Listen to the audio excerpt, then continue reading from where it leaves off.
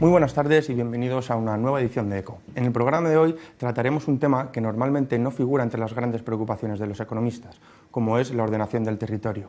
Parece que los economistas o no tienen nada que decir al respecto o que sencillamente les parece un asunto totalmente irrelevante para su disciplina.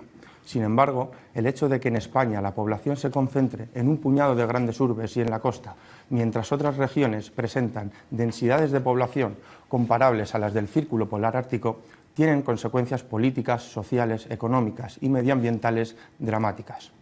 Este programa quiere ser un grito de alerta ante la estrecha vinculación entre el abandono y la destrucción del territorio y ahondar en sus implicaciones político-sociales, puesto que paisajes cada vez más arrasados significan también poblaciones cada vez más empobrecidas. Para tratar este tema tenemos preparado uno de los vídeos que han trabajado nuestros compañeros del equipo, pero antes quería empezar presentando a los invitados que tenemos en el plató esta tarde. En primer lugar, a mi izquierda tenemos a Fernando Prats Palazuelo, arquitecto, urbanista y miembro del Foro Transiciones. Muchas gracias por estar con nosotros, Fernando. Muchas gracias. En segundo lugar, tenemos a Raquel del Río, asesora del área del desarrollo sostenible del Ayuntamiento de Madrid. Muchas gracias, Raquel. Gracias a vosotros por el espacio. Y en tercer lugar tenemos a Ignacio Marinas, ingeniero de caminos y con una amplia trayectoria en temas de organización del territorio. Muchas gracias por estar con nosotros. Gracias, buenas noches. Bueno, pues lo dicho, damos paso al primer vídeo histórico que nos contará un poco la distribución territorial del Estado español y que nos ofrecerá un marco conceptual para tratar los temas que se verán a continuación en el debate. Desde el siglo XVI, el proceso de construcción de los Estados-nación europeos reforzó la autoridad política central y fijó una capital invariable como centro político-administrativo. La selección de la capital tenía consecuencias de muy largo alcance sobre las poblaciones presentes y sus descendientes. El centro del Estado debía contar con un sistema de caminos y de transportes que asegurase un desplazamiento fácil entre el centro y las capitales de la periferia. El mapa español de carreteras principales refleja este propósito a una costa de descuidar otros trayectos. En España, con las provincias como unidad político-administrativa básica, este modelo centralizador se fue reproduciendo durante los siglos XIX y XX. Si bien los modelos centralizadores presentan ventajas obvias para la comodidad del poder central, los riesgos de acumulación de riqueza y población, la congestión de los grandes núcleos urbanos y la despoblación de las periferias fomentan un tipo de desarrollo ni social ni ecológicamente deseable, agudizado por el desarrollismo de la posguerra que se basó en el turismo y la sobreconstrucción del litoral. La primera pregunta que lanzo a la mesa es que, en base a este crecimiento urbano y de infraestructuras que nos han explicado los compañeros, que ha sido el eje vertebrador del desarrollo español, ¿qué consecuencias sociales y ecológicas tiene este modelo? Fernando, empezamos contigo. Bueno, yo creo que lo ha explicado muy bien esta intervención que se ha hecho previamente. Yo creo que en España tenemos, territorio tiene principalmente las grandes áreas metropolitanas de Madrid, Barcelona, Bilbao, Sevilla, Valencia. Son áreas, digamos, de crecimiento muy fuerte. Ese crecimiento urbano normalmente en este país ha estado muy vinculado al negocio inmobiliario, un negocio básicamente especulativo. Eso ha llevado a sucesivas crisis a lo largo de, yo creo que ha habido una crisis por decenio, con sus consecuencias desde el punto de vista del territorio, pero también de las condiciones sociales y sobre el hábitat de la población y el conjunto del litoral vinculado a la actividad turística que ha desbordado su capacidad de carga en 10 o 12 veces y que también significa haber, digamos, extraído beneficios a corto plazo, despreciando lo que podía haber sido una riqueza para este país de medio y largo plazo. Raquel, ¿a ti qué te ha parecido este primer análisis de los compañeros? Bueno, pues yo creo que constata lo que ya sabemos, que es el fracaso del modelo en el que estamos, con el que se ha ido desarrollando el urbanismo en nuestro país. Y además a mí me gusta mucho el título que le habéis dado al programa, ¿no?, de urbanismo depredador, que incide en eso, en ese fracaso, que además nos ha llevado al desequilibrio que conocemos. Entonces, para empezar, a mí me parecía que la primera reflexión que tenemos que hacer es que el urbanismo quizá lo que debe hacer es retomar los principios que deben regirle, que es el del bien común. pero el bien común teniendo en cuenta, desde mi punto de vista, dos cuestiones fundamentales. La primera, el ecologismo estructural, el tener conciencia de los límites físicos de nuestro planeta y de nuestro territorio. Y la otra condición, el otro principio esencial, que creo que debe ser el feminismo. El feminismo en el urbanismo y en la economía lo que hace es poner en primer lugar el bienestar de las personas, en lugar de otros parámetros que han regido el desarrollo hasta este momento. Muy de acuerdo contigo. ¿A ti, Ignacio, qué te ha parecido esta primera versión? Bien, me parece que es un bonito aperitivo para situar el tema. Yo creo que todo lo que se ha venido a llamar urbanismo y lo que no se ha hecho de ordenación del territorio siempre ha tenido una disculpa que es importante, que es el desarrollo. La España de la segunda mitad del siglo XX partimos de una situación en donde casi el 40% o el 50% de la población vivía en ciudades y en pueblos, ciudades pequeñas y pueblos. Con el plan de estabilización del 59, un detalle así erudito, se hace la primera ley del suelo en 1957. Es decir, ahí se plantea ya este tema como problema nacional y hay una ley importante, porque para su momento fue muy ordenadora de lo que ha sido después el desarrollo urbano, que trata de encauzar una forma de asentar en las ciudades a la gran excedente de población que estaba en el campo. Los que hemos vivido en los pueblos de los 50 entendíamos que la ida a la ciudad era una búsqueda de oportunidades para el desarrollo personal y para entrar en una sociedad más libre, más tolerante, con muchas más posibilidades. Esa primera parte del crecimiento de las ciudades que están alimentadas por el éxodo rural hacia una vida mejor, creo que es una primera parte del desarrollo urbano en donde primaba la satisfacción de esas necesidades de alojamientos inmediatas y que la mayoría de la gente, sobre todo la gente más pobre, llegaba aquí a Madrid y en busca de esas nuevas oportunidades y tenía un problema brutal que era el encontrar alojamiento. Se resolvió de una manera masiva a través de los poblados de chabolas que poblaron toda la periferia de Madrid y con dramas humanos que han recogido nuestro cine de una manera brillante. Por ejemplo, recuerdo El Pisito, por ejemplo, podemos ver El Verdugo, que es precisamente la causa de encontrar el piso, el justificante que le mueve al protagonista a aceptar el trabajo tan brutal. Entonces yo creo que antes de entrar, o además de entrar en el urbanismo depredador con sus consecuencias, me gustaría que tuviéramos claro la necesidad que este país ha tenido de cambiar un modo de vida rural a un modo de vida urbano como algo consustancial al progreso de este país. Y a partir de ahí, pues luego hay malas prácticas, muchas, buenas prácticas, algunas, y bueno, pues creo que hay que llegar hasta 1997, cuando en el primer gobierno de Aznar se dan los cambios legales que permiten esta fase de urbanismo depredador que es en la que ahora vemos sus consecuencias. Precisamente en esa parte en ese proceso histórico que sufre nuestro país del éxodo rural del campo a la ciudad es donde nace, podemos decir, la situación en la que nos encontramos ahora, el hecho de que estas grandes ciudades concentren la mayor parte de la población, zonas del centro de la meseta estén prácticamente despobladas, es un poco donde se empieza a sentar este modelo en el que ahora nos encontramos, ¿no, Fernando? Sí, yo creo que Ignacio lo ha explicado muy bien. Hay que tener en cuenta que aquí, este es un país muy especial, donde llegamos tarde a esta fase de desarrollo, tarde porque llegamos tarde también a la democracia. Por supuesto. Y lo que se produce, lo que hemos estado viviendo es de boom inmobiliario en boom inmobiliario, ¿no? Y esto ha sido un disparate. cuando tú hablas, Ignacio, de la gente que venía a Madrid, la gente que venía a Madrid venía de zonas chabolistas. Es decir, Madrid tenía muchas zonas chabolistas y las condiciones de vida, además eran gente explotada, digamos, por los propietarios de aquellos terrenos, que lo que hacían era exigir unas cantidades realmente impresionantes para poder levantar por la noche, porque además era ilegal, por la noche, pues una pequeña chabola y a besarse ahí.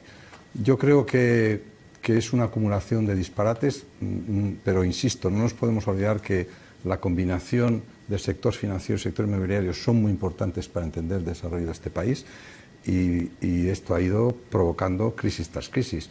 Quiero recordar, en mi opinión, como la mejor época del urbanismo de este país ha sido la primera transición democrática, donde se hicieron esfuerzos de racionalidad en todos estos campos y donde, por ejemplo, todos los poblados chabolistas con procesos de participación que no hemos vuelto a repetirlos en ningún momento, en los cuales las asociaciones de vecinos de estos poblados participaban con un nivel de protagonismo sorprendente, bueno, pues se hicieron muchas operaciones que consiguieron erradicar el chabolismo de las grandes ciudades. Raquel, ¿cuál es tu opinión respecto a la situación actual? Claro, me parece muy interesante, justo recogiendo un poco lo que decís, como esta situación del fuerte éxodo rural, en concreto en el caso de Madrid, pues nos ha dado lugar al diagnóstico que nos encontramos ahora, con un centro, Almendra Central, que ha estado muy bien mantenido, que ha sido el foco de todas las atracciones y de toda la inversión. Pero luego tenemos una corona que nos rodea, que es donde se fue alojando toda esa gente que llegó a Madrid en los primeros 40, 50, 60, en unos barrios que bueno, ahora desde el gobierno municipal estamos tratando de recuperarlos, pero empezaban a entrar en unos procesos de degradación y desde luego hemos hecho un diagnóstico de vulnerabilidad en el que nos damos cuenta de que espacios en los que el espacio público tiene bastante buena calidad, las viviendas están completamente obsoletas porque no tienen accesibilidad, porque no tienen niveles de eficiencia energética. Y son barrios en los que nos parece, dentro del nuevo modelo de ciudad, que es prioritario trabajar, porque llevan 40 años sin apenas inversión. Entonces, parece que ha llegado el momento de justamente tratar de recuperar esos barrios. Y esto tiene una consecuencia también muy importante que se liga con evitar este crecimiento en mancha de aceite que han propiciado todas las leyes que hemos ido teniendo. Porque si tratamos de recuperar los barrios que están cerca del centro y que ya tienen a una población asentada, que su deseo sería permanecer ahí, lo que pasa es que las condiciones les están expulsando, pues creemos que podemos recuperar esa ciudad pues más compacta, con menos problemas de movilidad y con mejores condiciones para sus habitantes. Jerga económica. Monopoly. El Monopoly es un juego de mesa que ha entretenido a familias enteras de todo el mundo. Refleja bien lo ocurrido en este estado. Se trata de un tablero donde los jugadores tienen que ir construyendo casas y hoteles en sus casillas e imponer pagos a los otros jugadores, que tengan la mala suerte de caer en su territorio urbanizado. La clave del juego radica en apoderarse de unas casillas estratégicas para urbanizar lo más rápido y masivamente posible.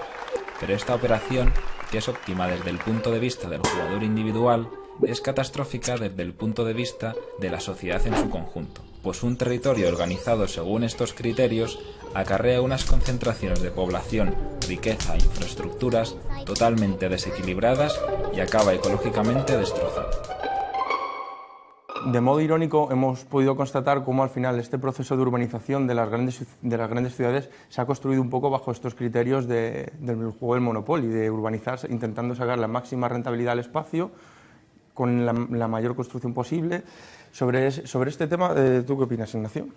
Hombre, yo creo que se ha tocado aquí un tema que podríamos llamar la bicha del urbanismo, que es la especulación.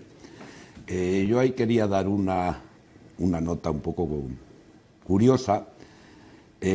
Cuando Felipe II traslada la corte de Valladolid a Madrid, se produce un primer proceso de encarecimiento de los suelos en Madrid.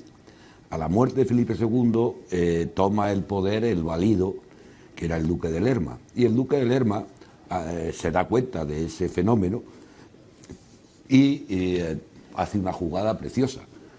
Va a Valladolid y compra casi todos los suelos que había en Valladolid y después traslada la corte a Valladolid. Entonces se hace inmensamente rico. Pero cuando se va a la corte a Valladolid, Valladolid tenía, digamos que 30.000 habitantes y de pronto en 6 años llega a tener 80.000. Y cuando ya está todo el mundo con sus casas recién compradas en Valladolid, hace la movida a la inversa y vuelve a trasladar la corte a Madrid. Previamente había comprado en los alrededores de Madrid el mayor suelo posible. Quiero decir que el juego de la especulación en el aspecto urbano es algo bastante consustancial con la ciudad y todo es conocido por todos los técnicos que trabajamos en ello. Por lo tanto, yo resalto la ley de 1957 porque ataca bien ese problema y manda que las administraciones sean las que mantengan una disciplina urbanística y ordenen ese proceso. Y entonces ahí tenemos un urbanismo pues relativamente razonable desde los 60 hasta 1996. Es decir, cuando Aznar llega al gobierno hace 2 cosas. Se conoce muy bien y se ha debatido mucho la primera, que es cambiar la ley del suelo.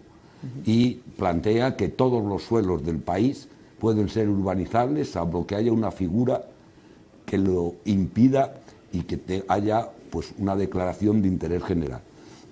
Pero hay otra cuestión que ha sido menos debatida y menos conocida. Hasta 96, la banca no financiaba operaciones de compra de suelo. Se consideraba una mala práctica bancaria el que los bancos dieran créditos para que alguien comprara suelo. A partir de ahí, a partir de 1997, también con esa liberación del suelo aparece permitir que que los bancos puedan financiar la compra de suelo. Ahí es donde se lanza la gran burbuja inmobiliaria. Y son esas 2 cosas. Por un lado, tiene que haber una administración permisiva que permita desarrollar urbanizaciones a la voluntad, según la voluntad de los promotores, y también que la banca preste dinero para hacer todo ese proceso desde el principio. Así como hubo un momento en donde los créditos hipotecarios te financiaban no solamente la compra de la vivienda, sino podías renovar coche y tal a cargo de la hipoteca, previamente también a los promotores se les inyectó dinero de una manera barata y masiva para que pudieran embarcarse en este juego del Monopoly.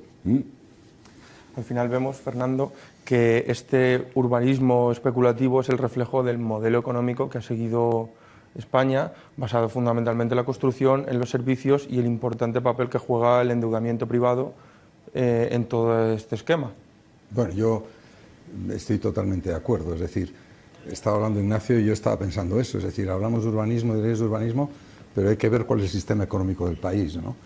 Y yo creo que estas fechas a las cuales se refería Ignacio tienen que entenderse muy relacionadas con la llegada del neoliberalismo, es decir, la desregulación, el juego del monopoly, las finanzas y, digamos, la búsqueda del beneficio inmediato a corto plazo sin búsqueda de otro tipo de objetivos, ¿no?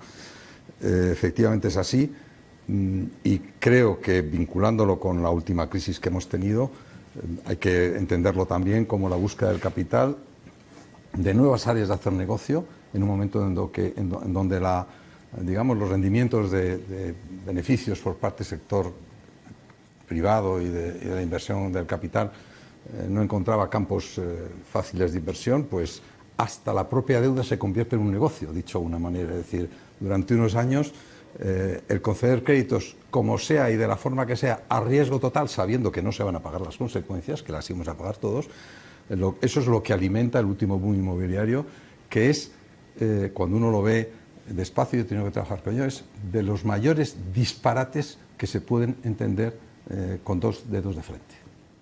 Raquel, ¿qué matizarías o qué apuntarías, además de lo ya dicho, como causas de esta situación en la que nos encontramos? Claro, habéis mencionado como 3 elementos, ¿no? Que ha sido como el modelo hegemónico neoliberal que favorecía la especulación, una administración permisiva o un poco a favor de esta tendencia y este sector de la construcción. Aquí sí que me gustaría hacer esa diferencia entre el sector de la construcción de la obra nueva, ha sido en España, desgraciadamente, con un carácter puramente especulativo, porque la vivienda en lugar de un derecho acaba siendo un bien de intercambio, una forma de obtener beneficio económico, frente al sector que ahora estamos intentando poner en marcha, que es el de la rehabilitación, cuyos intereses son exactamente lo contrario, porque lo que pretende es mejorar la vida de las personas que ya están. Lo fundamental es el bienestar en el interior de las viviendas, la accesibilidad y entonces me parece que es un cambio muy importante que ese sector que siempre ha sido como el bastión del modelo económico global de España, de repente logremos transformar a toda esa gente, la mayoría expulsada al desempleo, a un nuevo sector que justamente se basa en los principios que yo mencionaba al principio de la ecología y del feminismo, ¿no? Creo que estamos en esa oportunidad, que estamos trabajando en eso. Con respecto al sector financiero, por supuesto, pues ahora solo tenemos una banca comercial, una banca privada. Y ya nos estamos encontrando con que eso es una barrera tremenda para un sector muy grande de la población que no tiene acceso a ese crédito y tienen que acometer obras y necesitan financiar ciertas operaciones que son imprescindibles para tener una mínima dignidad de vida, pero que se les cierran esas puertas. Entonces también nos vamos dando cuenta de que si la banca comercial, la banca privada no da respuesta, quizá tenemos que volver a buscar alguna manera de tener un sector financiero que responda a lo que debería hacer. Ignacio. Bueno, yo creo que ahora puede ser el momento de introducir la segunda variable en lo que hemos venido a llamar urbanismo y urbanismo depredador, que es el tema del territorio. El territorio visto desde la ciudad es ese espacio poco conocido por el cual pasan las infraestructuras y del cual vienen las lechugas, las verduras, las frutas y la leche y la carne, ¿no? Pero si tú ves la ciudad desde el territorio, te das cuenta que la ciudad no es ni mucho menos lo más importante. La ciudad es donde nos cobijamos los humanos, pero su subsistencia, su soporte y su sostenibilidad depende del territorio que le rodea. Eso de la ordenación del territorio es la gran asignatura pendiente que tenemos en este país. No se ha hecho nunca planeamiento territorial. Hay algunas comunidades, las más avanzadas, que han hecho directrices de ordenación del territorio, que está muy bien, pero precisamente los últimos años y la explosión de la burbuja ha hecho que todas esas experiencias se hayan ido al traste. Ayer se presentó un informe de 25 años de urbanización en España que analiza los cambios de suelo desde 1987 a 2011. Está muy bien porque en 1987 es el momento de una cierta recuperación después de la crisis primera de los años de la transición, y donde entramos en Europa y empiezan a ocurrir muchas cosas en este país. La dinámica se acelera. ¿Y qué conclusiones se salen de este informe? Porque se ha duplicado la superficie de suelo construida en España. Es decir, desde el Neolítico hasta 1987 se ha construido tanto como desde 1987 a 2011. Se ha construido tal cantidad que significaría, si toda la construcción se hubiera ordenado como una ciudad lineal, sería una ciudad que empezaría en La Junquera y terminaría en Ayamonte y que tendría 2 y pico kilómetros de ancha.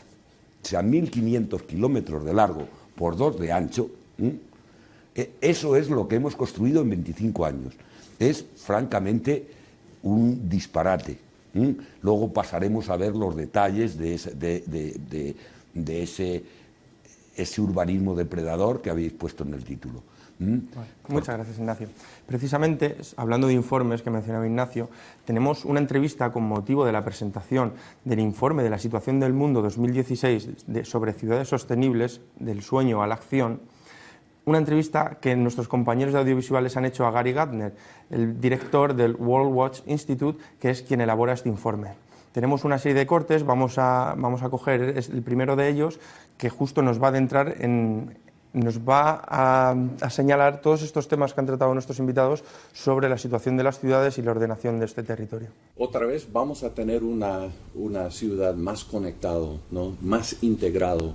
Y eso quiere decir que, por ejemplo, vamos a tener espacios verdes en todas partes de la ciudad, no solamente en unos parques aislados, sino también en muchas partes, jardines, parques, ríos, la infraestructura verde que puede canalizar el agua de los pluviales va a ser verde también. Y de esa manera vamos a poder integrar todo las actividades de la ciudad con la naturaleza. Pero también vamos a integrar, por ejemplo, el transporte de una manera que nos sirve a nosotros, los ciudadanos. Una ciudad diseñada con el coche en el centro es una ciudad diseñada con el coche en el centro es una ciudad fraccionada, ¿no? Con un buen sistema de transporte público, de tránsito público, un buen sistema de senderos o carriles de bicicletas, podemos tener una ciudad, una economía mucho más integrada en la ciudad. Bueno, ahí teníamos las palabras de Gary Gardner, que nos dejaba sobre la mesa un tema bastante interesante, como puede ser la integración de todos estos elementos que él mencionaba, la movilidad, el transporte, integrar la vida de las personas en las ciudades, como están construidas actualmente. ¿Cómo veis vosotros las posibilidades de un territorio más integrado como alternativa a toda esta situación catastrófica que hemos explicado anteriormente? Fernando. Yo creo que soluciones tenemos. El problema es quién manda. Es decir, y qué intereses tiene y qué lógicas impone el que manda, ¿no? Estamos hablando de la rehabilitación. Yo he estado trabajando durante los últimos 7 u 8 años con un grupo de muy buenos expertos sobre el tema de la rehabilitación y sabemos que es una cosa necesaria, posible y muy beneficiosa para el país. Es decir, hay propuestas de, por ejemplo, ambiciosas de rehabilitar 10 millones de viviendas al 2050, significaría inversiones importantes, con retornos importantes, con generación de empleo importantes, con reducción de impactos ambientales importantes, pero resulta que lo que no hay es promotores, lo que no hay es capital dispuesto a invertir en ese tema. Y lo que está esperando el capital es volver al pasado, va a volver a hacer obra nueva e intentar montar otra operación, otra ola, digamos, especulativa de la vivienda. Por lo tanto, a mí me parece que, luego entramos si es preciso, y yo creo que es preciso entrar en los temas pero yo creo que hay que afirmar, no es que no tengamos soluciones, es que las lógicas dominantes, el liberalismo, etcétera, etcétera, es decir, nos llevan a inviabilidad fáctica de poderlas llevar a cabo. Yo creo que eso es mi opinión. Raquel, desde tu posición, sí, en el año. Precisamente por eso, ¿cómo ves el papel de las instituciones, en este caso municipales, para una nueva reorganización? Claro, yo no puedo ser tan pesimista en el sentido de que evidentemente tenemos una barrera y las promotoras tradicionales no se van a transformar arreglemente en empresas que se dediquen a rehabilitar estos barrios más vulnerables y más necesitados, pues porque evidentemente el beneficio económico que van a obtener no es comparable. Pero desde las instituciones sí que podemos impulsarlo y nosotros hemos puesto en marcha el Plan Madre, que ya lleva 24 millones de euros, hay más de 12.000 vecinos familias de Madrid que lo han solicitado y que les vamos a ayudar a mejorar su vida, con una combinación entre presupuesto puro y duro municipal y la pequeña inversión privada, bueno, en la pequeña medida en la que pueden estas familias. Pero no quería dejar pasar, recoger esta visión de la lectura del territorio Porque, bueno, yo pertenezco a un grupo que se llama el Observatorio Crítico de la Energía y hace 10 años organizamos unas jornadas en las que analizábamos desde ese punto de vista territorial y energético la Comunidad de Madrid. Hicimos un informe y la conclusión que ahora todos ya podemos saber que iba a ser así es que la Comunidad de Madrid es un sumidero de energía. Hacíamos esa broma en que más que la suma de todos es un sumidero de energía. Pero eso, si le damos la vuelta y tratamos de ver qué oportunidad supone, es que tenemos un margen de mejora muy grande y ahora desde las instituciones pues sí que podemos tratar entre todos de construir un modelo alternativo que tiene que ver con los consumos energéticos, la manera de reducirlos. Ya que son tan altos, el margen para reducirlos es muy grande, tanto en movilidad como en edificación. Al final, en Madrid en concreto, el peso de la industria es muy bajo. Entonces, bueno... Sí, yo quería... Claro. Digamos, polemizar un poco. Vamos a ver, yo creo que tienes toda la razón del mundo, pero mientras tengamos la fiscalidad que tenemos, es que estas cosas es muy importante. Es decir, fíjate, en mi opinión, la principal labor de las instituciones en este momento no es tanto lo que pueden hacer, que deben hacerlo, cuando intentar cambiar... intentar cambiar las condiciones de gobernabilidad. Y yo te puedo decir que cuando hemos estudiado 10 millones al año 2050, creación de cientos de miles, es que esa es la escala de los retos que tenemos. Llegamos a la conclusión de que no hay dinero público suficiente, de que el dinero privado pide unos intereses y unos retornos en unos plazos determinados que son totalmente incompatibles. Luego eso nos lleva a decir, si realmente queremos abordar los problemas del país, tenemos que cambiar lógicas. Si queremos cambiar lógicas hay que tener instituciones, pero hay que tener instituciones no solamente para gastar bien el dinero público, hay que tener instituciones para cambiar las condiciones de gobernabilidad. Y yo creo que esto o lo tenemos claro, o yo me temo que el éxito electoral que ha tenido las candidaturas alternativas en este país van a hacer poco más que gestionar la escasez.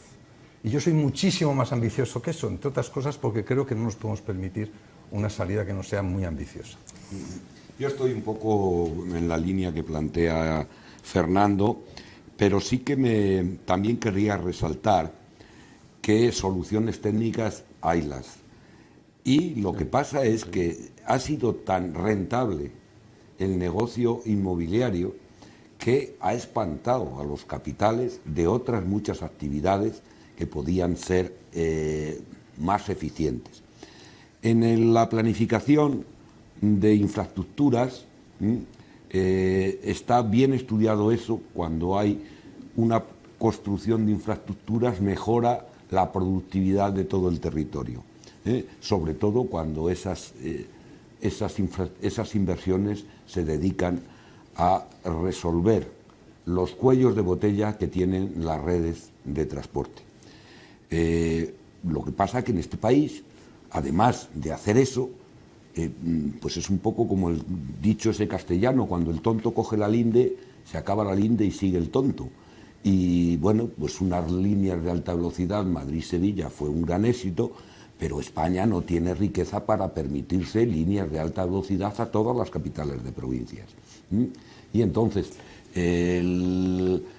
la subasta democrática de los partidos de ver quién ofrece más nos ha llevado a tener la red de alta velocidad más grande del mundo. Y eso no se lo puede permitir este país. No somos tan ricos. Sin embargo, no se hace esfuerzos en otras mejoras que pueden ser mucho más eficientes. Estoy pensando, por ejemplo, en el tema de transporte, hablar de la gestión de la demanda. La iniciativa privada se está inventando. Lo de los taxis estos nuevos, lo de los coches de alquiler, son iniciativas que están precisamente siguiendo la demanda y dándole soluciones a la demanda mucho más barato. Sin embargo, todavía las administraciones están pensando en operaciones siempre de oferta, no de gestión de la demanda. Es decir, hacer más kilómetros de autopista, hacer una nueva radial en Madrid, es decir, seguir en el disparate. Hay muchas posibilidades de mejorar con los dineros que nosotros tenemos. España ya no es un país pobre. Sí somos capaces de aplicar las nuevas tecnologías a resolver los problemas de la gente. Hasta ahora se ha estado utilizando los presupuestos para resolver los problemas de las empresas, para poner en la cartera de pedidos de nuestras grandes constructoras unas cantidades al año desorbitadas. Y sin embargo, todavía la gestión del tráfico, la gestión de la contaminación, todas las medidas de tecnología, de alta tecnología, pero de bajo impacto, tenemos inéditos aquí. Precisamente esa cuestión, Raquel, te quería preguntar, porque ante esa cantidad ingente de necesidades económicas estructurales, podríamos decir, de nuestro país, en concreto vamos a hablar de la ciudad de Madrid, ¿cómo conjugar esa pugna de intereses entre el sector privado, que muchas veces ejerce de dinamizador o de impulsor de ciertas actividades, y las instituciones municipales, que también deberían ser ese dinamizador, ese impulsor de otro tipo de actividades, bajo otra lógica que no sea la lógica de la rentabilidad sobre la que actúan estos agentes privados? Bueno, voy a retomar un momento el tema de la fiscalidad, porque me parece clave y en concreto en el tema específico de la rehabilitación, la fiscalidad requiere una revisión profunda.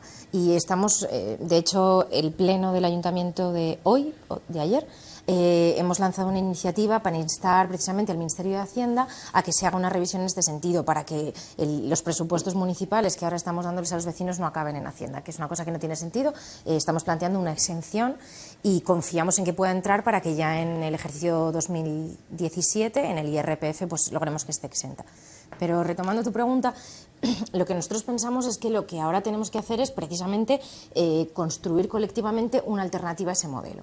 Y aunque eso será una construcción que no va a llegar de forma inmediata, lo que sí tenemos claro es que nos tendremos que basar por lo menos en 3 principios. El primero es la defensa de la legalidad, porque podemos estar más o menos convencidos de la bondad de las leyes que tenemos, pero lo que sí es cierto es que al final es el bastión de los débiles, ¿no? Al final es lo que nos hace iguales y el instrumento que tenemos para defendernos de otro tipo de presiones, como hemos hecho, por ejemplo, con el edificio España.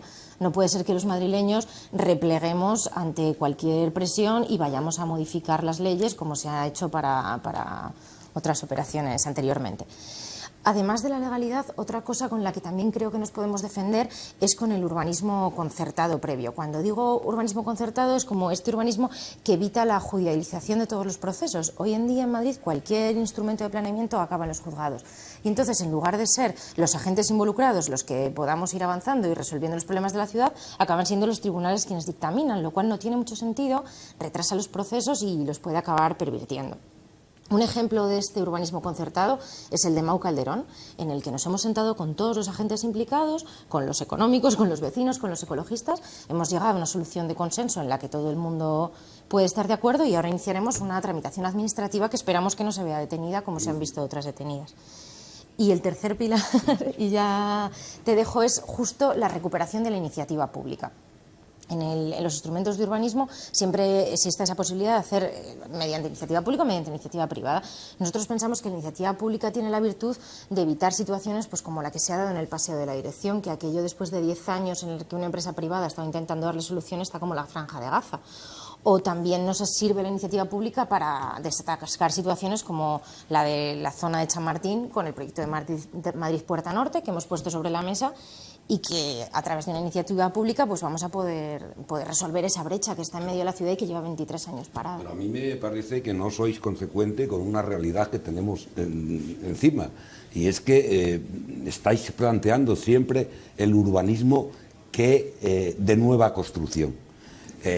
La apelación a la rehabilitación está muy bien, pero es que nadie parece en este país que quiera darse cuenta de que tenemos infraestructuras de sobra, viviendas de sobra, todo lo que han sido las herramientas tradicionales de transformación de la ciudad se han agotado hasta unos límites que no va a poderse repetir esos procesos hasta dentro de muchos años. El gran motor del desarrollo que hay, de esa gran burbuja que hemos sufrido, es que en España durante más de una década ha sido receptora de migrantes. Desde 1910 España ha entrado entre el 2010, España se ha invertido esa tendencia. El 10, el 11 y el 12 España ha perdido población y la recuperación va a unos ritmos del 0,2%. Es decir, el urbanismo nuevo, el urbanismo al que estamos acostumbrados de hacer nueva ciudad, es un urbanismo del pasado, al menos que se inviertan las tendencias migratorias. La tasa de envejecimiento de España, los índices de natalidad de España nos dicen que tenemos viviendas para mucha más de la gente a que ahora vivimos. Es decir, tenemos 25 millones de viviendas actuales y hay 18 millones de hogares, 18 y pico, 19. Y en esas cuentas de que tenemos 25 millones de viviendas no se están contando las viviendas que quedaron colgadas en la bolsa de la crisis. Es decir, lo que estaba construyéndose en 2011 no está contabilizado. El último censo de vivienda que tenemos son de 2011 y eso da 25 millones de viviendas. Hay estimaciones de que hay por lo menos otros 3 o 4 millones de viviendas que estaban en proceso en 2011. No tiene sentido que esos procesos los culminemos todos. O sea, no es solamente que haya que repensar y disminuir la Operación Chamartín, es que la Operación Chamartín no la necesitamos para nada. Fernando, no la necesitamos para nada. Asentabas al principio de la intervención de Ignacio, ¿qué te parece esto último? No, yo estoy totalmente de acuerdo. Es decir, vamos a ver. Necesitamos un nuevo marco legal, necesitamos un nuevo relato, necesitamos nuevas propuestas. Es decir, yo estoy convencido que estamos en un cambio de época.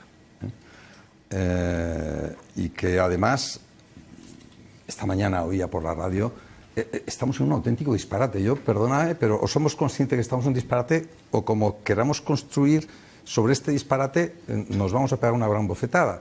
Esta mañana oía por la radio el dato de que las transacciones financieras en el último año, solo en transacciones financieras, el valor me parece que está en 9.700 billones con B de dólares anuales.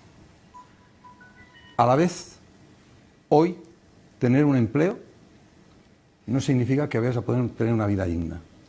Es decir, aquí hay unas distorsiones. No es riqueza lo que falta. No son recursos económicos lo que falta. Hay por otra vez, amplísimas necesidades de transformación. Voy a hablar del tema ecológico. Es decir, estamos abocados, lo sabemos todos, estamos abocados a una auténtica desestabilización civilizatoria desde el punto de vista ecológico, que requiere profundísimas transformaciones, que requieren muchísimas inversiones, y ahí voy a conectar con lo que dice Ignacio. Ignacio, yo sí creo que el Ayuntamiento, y en eso, yo creo que el Ayuntamiento no está pensando en hacer obra nueva, no creo que lo esté pensando. Es cierto que hay mucha vivienda, pero también es cierto que hay mucha vivienda ineficiente, por ejemplo, energéticamente ineficiente. Es que es impensable abordar el tema del cambio climático y el ahorro energético sin abordar, pero hablando de millones de viviendas en el país, y eso significa mover dinero. Pero ese dinero, querida Raquel, no está en nuestras manos. No podemos poner las condiciones y nos estamos jugando la vida, digo, en términos de humanidad, en términos de cambio ecológico y de crisis. Es decir, tenemos que hacer nuevas leyes, querida amiga, es decir, y tenemos que disponer con todo el, digamos, el respaldo democrático, pero tenemos que estar en condiciones de poder manejar en favor de la humanidad inmensos recursos que hoy están en manos privadas, que no están pensando ni en la humanidad, sino en hacer más dinero de forma ilimitada. Perdona que os interrumpa en este momento, porque es que justo lo que hemos comentado me da pie para introducir el segundo vídeo, el segundo corte de la entrevista a Gary Gardner, donde nos habla de este margen de actuación y de estas posibilidades que tenemos ante la situación. No estamos perdidos.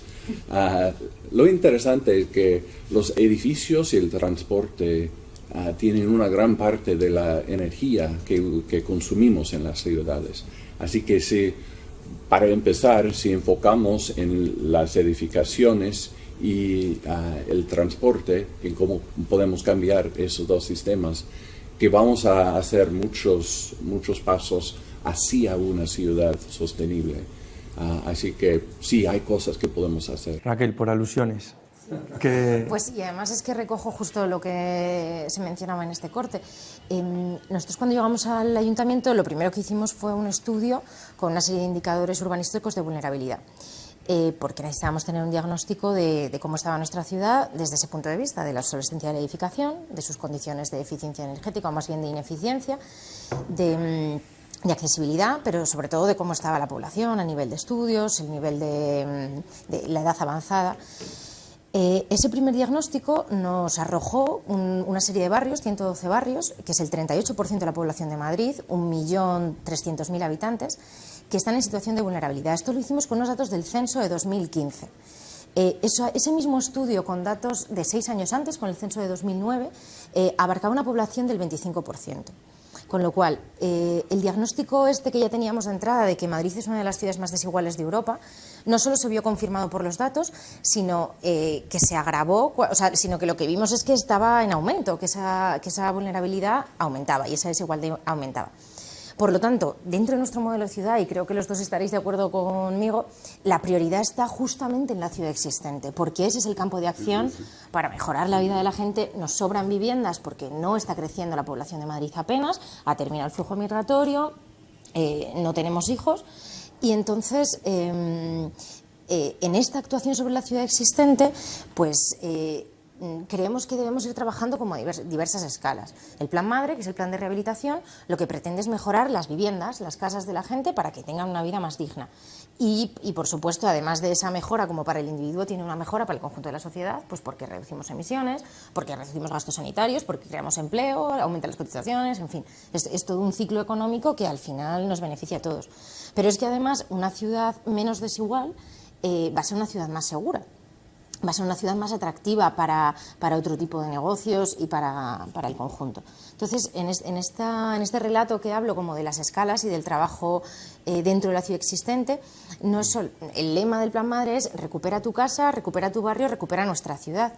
Y tiene que ver con eso, con la vivienda, pero también con los planes de barrio que vamos a presentar ahora en marzo, en las que tratamos de dotar a todos los barrios periféricos de una identidad, reforzar su centralidad y reforzar un poco toda esa vida y dejar de hacer que esto, que aquí donde estamos en plena Gran Vía, se convierta en lo que es, en este infierno de gente que parece que la única actividad se da aquí, y tratar de, bueno, pues eso, de reforzar esas colectividades y esos pequeños grupos de gente que en el fondo es una de nuestras intenciones. Y al final lo que conseguiremos es una ciudad, pues eso, más equilibrada, más sostenible y más cohesionada. Yo no quiero chafarte tu optimismo, además soy partidario del optimismo. Hombre, desde luego esto no es un plan a 3 años, esto es un plan a 20 años, ¿no? Pero como tenemos que ser conscientes de esa realidad tan desastrosa sobre de la cual partimos. Y hay que pensar en muchas más cosas que lo que es el urbanismo.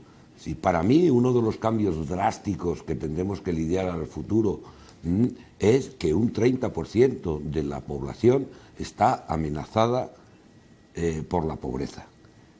Cualquier persona que está amenazada por la pobreza no puede acceder a una vivienda, no va a poder afrontar la rehabilitación. Y entonces el problema del alojamiento, creo que ya llega el momento de plantearlo fuera del modelo de un hogar, una vivienda. El problema del alojamiento para mucha gente es un problema de no estar en la calle, es un problema de pisos colectivos, es un problema de edificios en donde los servicios sean comunes, es un problema de unos cambios de tipología que no se están abordando, que venimos todavía con esto de la rehabilitación, que me encanta, yo me he dedicado varios años a la rehabilitación, pero hay que saber que la rehabilitación no les sirve para los que están en alquiler. El propietario de una vivienda en alquiler no está incentivado en la rehabilitación si no puede subir la renta. Y ahí los derechos de un inquilino en riesgo de pobreza pueden estar muy amenazados si no se pone una política de apoyo detrás. Y creo que estos nuevos retos están todavía bastante lejos de las políticas urbanísticas que se están haciendo en estos momentos en España. Tendremos que ser mucho más radicales, y no radical en el sentido político de ir a soluciones, sino de ir de verdad, que el urbanismo que venimos haciendo ha dejado fuera al 30% de la población de este país. Y en este país sobran. Yo tengo publicado en público un análisis sobre la vivienda y me salen entre 5 y 7 millones de viviendas vacías, sin contar la segunda residencia, ¿eh? Con 5 millones y pico, aunque ya he sido yo un poco optimista, no, pero estoy convencido de que eso es lo que hay, las cifras que hay, sobre los 7 millones de viviendas vacías. Este país tiene que hacer algo, porque hay un 30% de los hogares, que es pues un 30% de 19 millones, son casi 6. Y casi 6 millones de hogares que van a tener, y tienen ya, y van a tener en el futuro problemas con el alojamiento. Estamos viendo los casos dramáticos de pobreza energética. En fin, creo que tenemos que hacer un cambio bastante fuerte en la tradición del urbanismo de España, porque por este camino no tenemos soluciones para la gente. Fernando, sí, justo sobre este tema está hablando Ignacio, muchos tipos de desigualdad, no solo económica, sino también podríamos llamarla espacial, en las que al final se acaban conformando ciudades para ricos, ciudades para pobres. Sobre este tema, ¿qué tendrías que decirnos? Yo voy a decir una cosa muy elemental. Una sociedad precaria no puede tener una ciudad que no sea precaria. Aquí hablamos demasiado de ciudades, yo quiero hablar de gente, de personas y de la sociedad. Es decir, estamos en una situación que puede ser estructural por cómo van las cosas, si no las cambiamos, donde un tercio de la población, los más desfavorecidos, están fuera de juego, tienen dificultades en términos de pobreza, dicho de alguna manera, y donde sectores muy importantes, como los mayores o los parados de larga duración, como las mujeres y los jóvenes, no encuentran salida razonable. Es decir, y ese es el problema. Es decir, no vamos a tener una ciudad, no hay recursos públicos suficientes para que mientras la sociedad tenga estos desequilibrios, mientras haya estas desigualdades, mientras la riqueza, el 50% de la riqueza del mundo esté en manos del 1% de la población y el 80% en manos del 8%, no vamos a poder tener ciudades en condiciones. Y por lo tanto, tenemos que ser conscientes de que tenemos que hacer lo que podamos, no me cabe la más mínima duda. En ese sentido, mi mayor apoyo a las iniciativas del Ayuntamiento. Pero a la vez tenemos que ser conscientes que si no cambiamos las reglas del juego, si no cambiamos los intereses, si no cambiamos la gobernanza, si no cambiamos la disponibilidad de recursos que existen solamente en el mundo, difícilmente vamos a tener una sociedad sana, difícilmente vamos a tener unas ciudades en condiciones. Raquel, en estas sociedades sanas, la ciudad del futuro, ¿cómo la deberíamos plantear? A ver, bueno, yo quería también retomar un poco estas alusiones. El hecho de que nosotros compartamos el diagnóstico de que la sociedad no es, por supuesto, la que queremos y estamos intentando trabajar para estar en la posición que nos permita mejorarla, pensamos que eso no nos debe paralizar y ir pudiendo poner en marcha este tipo de iniciativas. Con respecto a la vivienda que mencionabas antes, claro, ¿qué pasa en Madrid? Que no tenemos vivienda pública. La poquísima que teníamos, que era un 2%, se la vendieron a los fondos buitres 3 meses antes de que entrásemos al gobierno municipal. Es que entonces, pues, ¿qué estamos haciendo ahora? Empezar a comprar vivienda, toda esa vivienda vacía.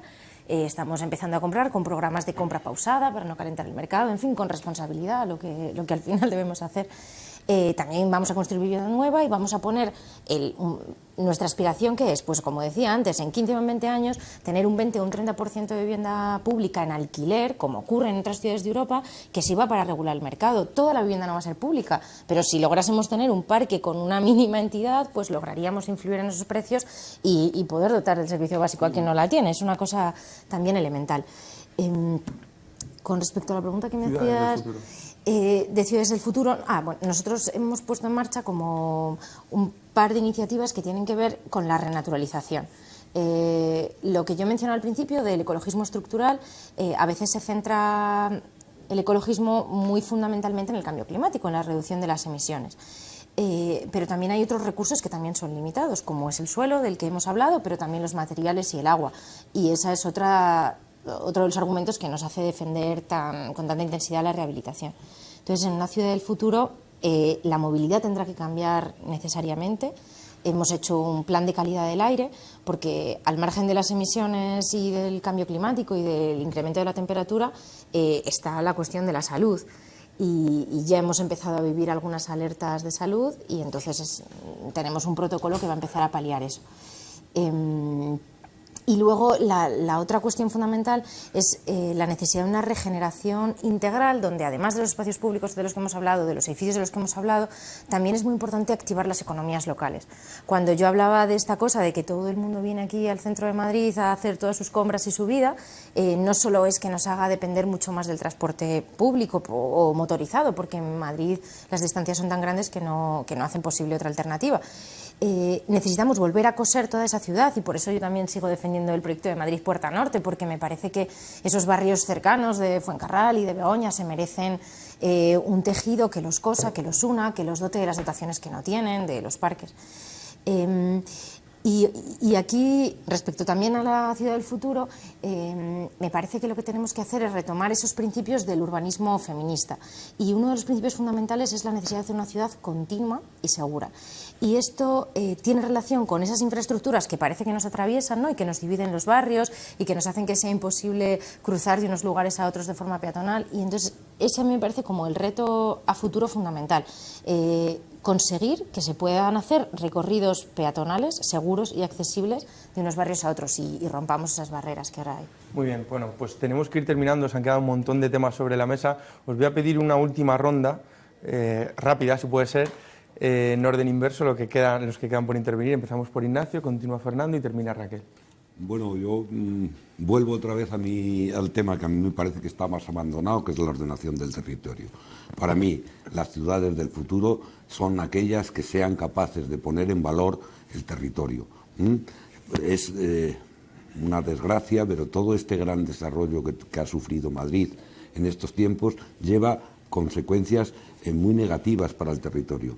La actividad agraria en la Comunidad de Madrid no llega al 2,5% de la actividad del PIB regional, pero es que nos llegan al 0,25% del empleo regional. Los mejores suelos donde se podía hacer una agricultura ecológica que gozara de las ventajas de la proximidad al consumo, aquí están todas abandonadas, o una gran parte. Las Vegas de Madrid, territorio, es característico por sus ríos y sus vegas. Pues las Vegas de Madrid están cultivándose con agricultura extensiva que no da empleo. Y entonces todo eso hay que invertirlo. Yo, si no empieza por la recuperación del territorio, pongo en duda que la ciudad se pueda recuperar. Muy bien, muchas gracias. Fernando, ¿tu última intervención? Sí, vamos a ver. Yo a un momento he dicho que estoy convencido que vivimos un cambio de época, que esto exige grandes transformaciones, se están produciendo en una u otra dirección, buenas o malas o regulares. Vivimos en medio de una gran incertidumbre y yo estoy convencido de que lo que vaya a ser el futuro en gran medida va a estar determinado por las decisiones que se tomen en las ciudades y por las ciudadanías. Ahí es donde creo que, además, si quiero que quede claro, es decir, además de apoyar el trabajo que se está haciendo en los ayuntamientos, que me parece que tiene un mérito extraordinario por gente que ha llegado a hacerse cargo de una ciudad tan compleja como Madrid, con muy poca experiencia, con muchísima ilusión, mucha voluntad, mucho trabajo, y lo están haciendo desde ese punto de vista también. Yo creo que es que los tiempos nos exigen algo más, y yo le pediría a estos ayuntamientos que tienen que ofrecernos un relato nuevo de esperanza y ilusión, un relato estratégico, y que tienen que ofrecernos propuestas de ciudad de 10 y 20 años donde realmente podamos creer que sea un sitio hacia el que avanzar, a pesar de que las transformaciones que hay que hacer desborden las que en este momento se están haciendo. Muchas gracias, Raquel. Un último minuto, por favor. Bueno, nosotros compartiendo todo este diagnóstico de la situación de tanto desequilibrio y del modelo que está agotado, estamos trabajando en un nuevo modelo de ciudad, pero siento disentir con Fernando en que no creo que lo debamos construir los que estamos ahora mismo como responsables del ayuntamiento. Creo que es un relato que lo construiremos entre todos y que sea una construcción colectiva. No tendría sentido que lo hiciésemos, que fuese de otra manera.